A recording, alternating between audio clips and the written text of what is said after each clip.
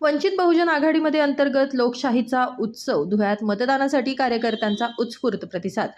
महाराष्ट्र प्रदेशाध्यक्ष आणि राज्य कार्यकारिणी निवडीसाठी वंचित बहुजन आघाडीच्या अंतर्गत निवडणूक प्रक्रियेला राज्यभर उत्साहात सुरुवात झाली आहे। धुळे शहरातील doctor Babasaheb Ambedkar law college या ठिकाणी धुळे जिल्हा संघटक शंकर अण्णा खरात यांच्या नेतृत्वाखाली मतदान प्रक्रिया शांततेत आणि उत्साहपूर्ण वातावरणात पार पडली। धुळे जिल्ह्यात पक्षाचे सुमारे 500 नोंदणीकृत सभासद असून दुपारपर्यंत तब्बल 60% मतदानाची नोंद झाली। विशेष म्हणजे महिलांनी मोठ्या संख्येने मतदान करून लोकशाही प्रक्रियेत सक्रिय सहभाग नोंदवला।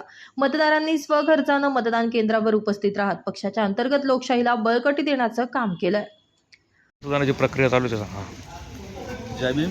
मी रोहिल पद्माकर बागुल, वंचित बहुजन आघाडी प्रणित सम्यक विद्यार्थी आंदोलन धुळे जिल्हा अध्यक्ष। आज वंचित बहुजन आघाडी अंतर्गत महाराष्ट्र प्रदेश अध्यक्ष व 12 कार्यकारिणी सदस्य यांची आज निवडणूक प्रक्रिया चालू आहे। मतदान आज सकाळी 8 वाजेपासून तर संध्याकाळी 4 वाजेपर्यंत मतदानाचा टाईम आहे। धुळे जिल्ह्यात वंचित बहुजन आघाडीचे धुळे जिल्हा संघटक शंकर अण्णा खरात यांच्या नेतृत्वात आज बाबासाहेब आंबेडकर लॉ कॉलेज येथे मतदान प्रक्रिया चालू आहे।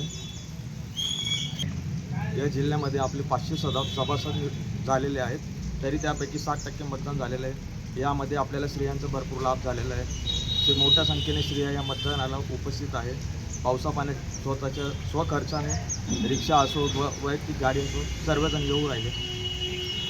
कार्यकारिणी सदस्य 25 आहेत आणि महाराष्ट्र प्रदेश अध्यक्षासाठी 3 उमेदवार उभे आहेत। महाराष्ट्र कार्यकारिणीच्या 25 जागांसाठी उमेदवार रिंगणात असून महाराष्ट्र प्रदेशाध्यक्षपदासाठी 3 उमेदवारांचे थेट लढत होतीये।